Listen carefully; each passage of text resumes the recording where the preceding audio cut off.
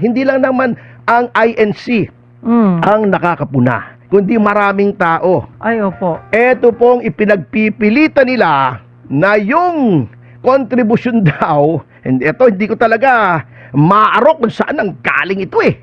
At kitang-kita nyo naman, noong ini-interview si Miko Clavano, yung batang yan, noong pang nasa DOJ yan, puro kapwitan na sinasabi eh, ha? Oo. Ano, invention? Kitang-kita nyo, hirap na hirap siya. Kita mo yung mata niya, yung kilos niya, di ba? Malikot ang mata. Malikot Hindi ang mata. makatingin sa Ang Pinakausap. malikot. Oo. Alam mong hindi niya malaman kung saan niya huhugutin yung Oo. kanyang paliwanag kung paano Obviously. naging plunder eh. Hinuhugot yata niya sa puwet niya eh. Oo. May Yung paliwanag. Na, plunder daw yon. Nakikinig ko, naaawa ko hindi maintindihan. Yung batang yan, alam mo, malaki ang future noon eh. Pero showbiz na lang sana. Oo. Kasi magandang lalaki eh. Alam nyo, hindi, pero tama yung ginagawa ni Remulla na magandang lalaki. Yung kanyang alter tagapagsalita. Oo, kasi ang pangit niya eh. Oo. Aray ko. Para mabalance!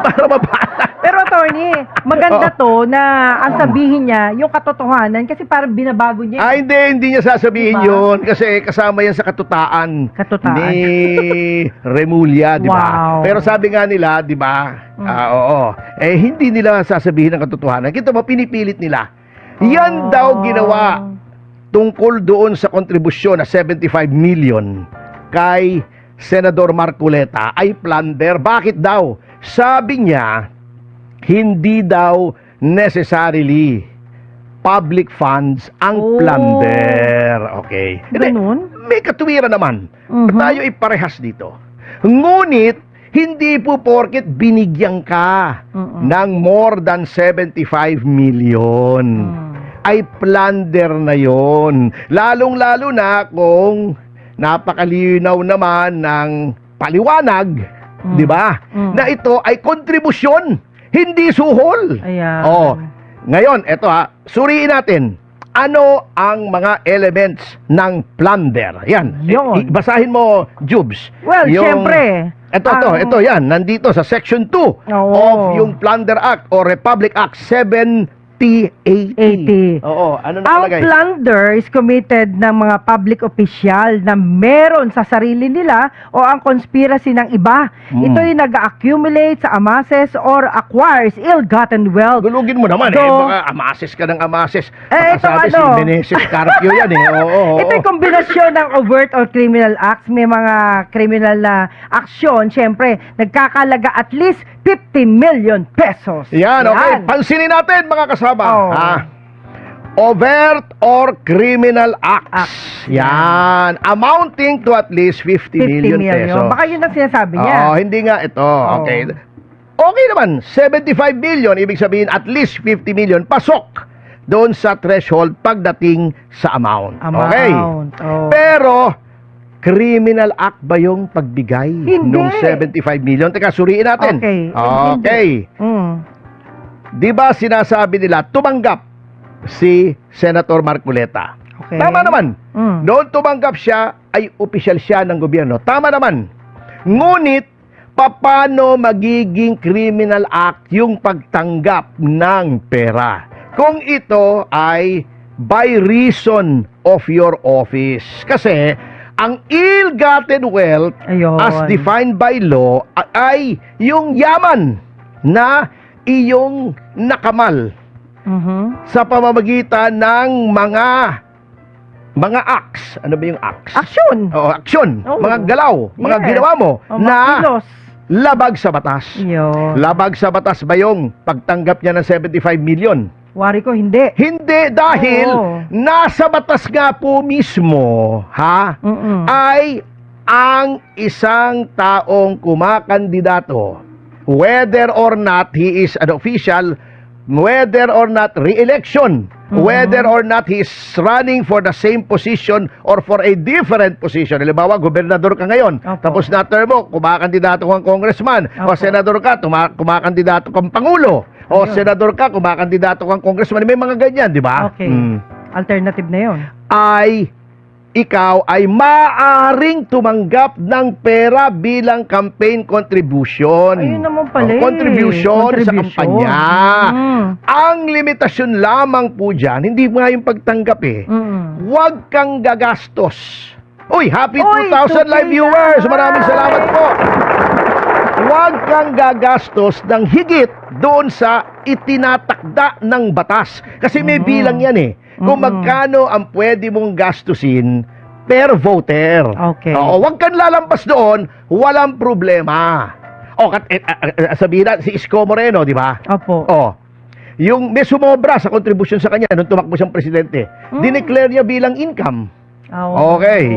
Etong kay Marcoleta, eto ay nagbigay ng donor's tax si Mike Defensor. At least yung binigay niyang 35 million yata, more or Opo. less, Opo. kay Senator Marcoleta. So, Marcoleta. wala pong illegal. Kung illegal yan, bakit babayaran mo ng donor's tax? Nasisiraan naman ang bait si Secretary Mike Defensor. Eh, hindi naman mangmang yan. Yun Yan lang, ay binayaran dating niya secretary, dating congressman, negosyante, di ba? Tumakbong senador yan, tumakbong congressman, alam niya yung batas sa eleksyon. Ayun. Kaya binayaran niya ng donor's tax. Tapos Okay. tinanggap naman ng gobyerno. Oo, yung tax, Oy, Okay. dapat alam niyo yan. Punta tayo, okay. Opo. Yung pagbigay kay Senator Marcoleta, bagamat siya noon ay incumbent congressman na tumatakbo bilang senador, yun ba ay illegal? Hindi. Bakit? Yun ay binigay para sa eleksyon. Hindi binigay yun by reason of his office. Okay, eto na naman, pupunta na naman tayo kasi may mga ulalo, na sabi nila, kapag ikaw ay opisyal at tumanggap ka ng pera, automatically, graft na yon. Hindi po, napakababaw naman ng pagkaintindi nyo sa batas. Nakalagay po roon sa Anti-Graft and Corrupt Practices Act ay by reason of your office. Dahil sa iyong tanggapan sa Tagalog. Pero yung office po doon ay hindi yon used in the sense ng iyong opisina. Hindi yung pwesto mo. Hindi yung physical na office mo. Paulit-ulit natin sinasabi. Ayun, hindi maintindihan itong mga ulalo Physical na office, okay. Office function. Function. Okay. Ikaw ay congressman, senador ka o ikaw ay miyembro ng mababang kapulungan. Yes. Ano bang office mo? Ang office mo ay gumawa ng batas. Di ba yun ang function mo? Yun. Pwede ka rin mag-imbestiga. Opo. Kung binigyan ka ng pera para sabihin sa iyo, ipasa mo tong batas na ito kasi itong batas na ito ay makikinabang ako, or may nakabinbin na House Bill na gustong gawing batas. Sinabi sa iyo, pirmahan mo yan. Kasi pag pinirmahan mo yan at yan ay naging batas, makikinabang ako. Yun ang bawal. Bakit binigay yung pera para magastos mo sa iyong pagtakbo? Bawal ba yung pagtakbo? Hindi po. Bawal man tumanggap ng pera para magastos mo Hindi. sa iyong pagtakbo? Hindi. Anong plunder, Ginoong Clavano? Anong plunder, Ginoong Remulla? Pilit na pilit. Oo. Bakit naman? Kasi nga, ang problema, itong si Remulla, di ba, nung nasa Senado siya, Yes. tinanong sa kanya ni Erwin Tulfo, Opo. di ba, pwede nating ibendalo? Opo. Di ba? Sagot siya ng yes agad. Yun ang medyo nakakahiya. Ngayon, binibendalo. Anong na. ill-gotten? Anong illegal? Di ba? Halimbawa, tumanggap ka ng pera kasi binenta mo yung lupa mo. Official ka. Tumanggap ako ng pera. Illegal ba yun? Hindi. Hindi. Bakit? Gamit sa'yo yun eh. Let's say, yung lupa ay ang bili ko ay 50 million. After 5 years, ang halaga na ay 70 million. Tumubo ako ng 20 million. Ill-gotten wealth ba yun? Hindi. Yun ay wealth. Tumubo ako, pero hindi ill-gotten kasi legal. Yung pagbigay sa akin ng halimbawa 70 million at tumubo ako ng 20 million, legal. Legal pa rin. Di ba? Anong plunder ang pinagsasasabi nyo? Napakadali eh. Huwag nyo nang linlangin ng taong bayan at booking na kayo, mga kasama. Yun lang. Anak, pwede naman pong basahin ng kahit sino. At ito po ang nakalagay. Ito ang nakalagay. Okay. Ito ay nandito sa Roma sa 13. Nakalagay dito, magpasakop kayong lahat sa mga namumuno sa pamahalaan, sapagkat ang lahat ng pamahalaan ay nagmula sa Diyos, at siya ang naglagay sa mga namumuno sa kanilang mga pwesto. Yan ay isang bagay na nasusulat sa Biblia. Yan. Pero nakalagay din dito, ito ay ginagamit nila kontra dun sa rally. Oh. Sabi nila, kaya ang mga lumalaban sa pamahalaan ay lumalaban sa itinalaga ng Diyos. At dahil dito, parurusahan niya sila. Oo. Pero nakalagay din dito ang mga namumuno ay hindi dapat katakutan ang mga gumagawa ng mabuti. Ang dapat matakot sa kanila ay ang mga gumagawa ng masama. Kaya kung nais mo na wala kang ikatakot sa mga mamumuno, gawin mo ang mabuti at pupurihin ka pa nila. Eto, nakalagay Ito ay tungkol sa pamumuno. Okay, ang general rule, dapat magpasakop sa pamahalaan. Sapagkat ang mga opisyal natin sa pamahalaan ay itinalaga ng Diyos, di ba? Kasi sabi nga, di ba, the voice of the people is the voice of God. Oo. Eto, pero nakalagay din po dito sa Roma. Basahin po natin. Dito sa Roma 13, ang talata ay 4. Kasi nakakalimutan nila ito Yes. Sapagkat ang mga namumuno sa bayan ay mga lingkod ng Diyos para sa ating ikabubuti. Kung gumagawa ng mabuti, hindi dapat labanan. Correct. Tama naman yun. Okay. Pero kung gagawa ka ng masama, yan yung mga nasa pamamahala ito. Kung gagawa ka ng masama, dapat kang matakot dahil may kapangyarihan sila. Sino yung silang tinutukoy sa Biblia? Ang taong bayan. Correct. Pero kung gumagawa ka ng masama, dapat kang matakot. Ibig sabihin yung mga namumuno. Correct. Dahil may kapangyarihan silang parusahan ka. Sila'y mga lingkod ng Diyos na nagpaparusa sa mga gumagawa ng masama. Ayan. Yan. So maliwanag po yan Kaya ayon po sa turo ng Biblia, bagamat tayo po ay dapat magpasakop sa mga namumuno sa atin. Okay. Ngunit kapag may katiwaliang nagaganap sa ating gobyerno, ay may karapatang magpahayag ng saloobin ang mga lingkod ng Diyos. Maliwanag po yan Nakalimutan nila yan. Nakalimutan nila yung talatang yun. Wala yun. Selective sila, parang selective justice pinipili ni Remulla. justice. Very clear dito. Sa Okay. 2 Samuel, sa Gis, ang talata ay 12. Opo. Magpakatatag tayo at buong tapang na makipaglaban para sa ating mamamayan at mga lungsod ng ating Diyos. Ayun. Napakalinaw mga kababayan. Nakalimutan din nila yan. Gagawin ng Panginoon kung ano ang mabuti para sa Kanya. Sa makatuwid baga, mga kababayan, hindi labag sa turo ng Biblia ang rally. Ang tayo ay magtipon-tipon upang ipahayag sa ating pamahalaan ang ating mga hinaing. Sa loobin. Very clear yan, Yes. Kung ang Diyos ang naglagay sa kanila sa pwesto, dapat maging tapat ang ating mga pinuno Yes. sa kanilang tungkulin.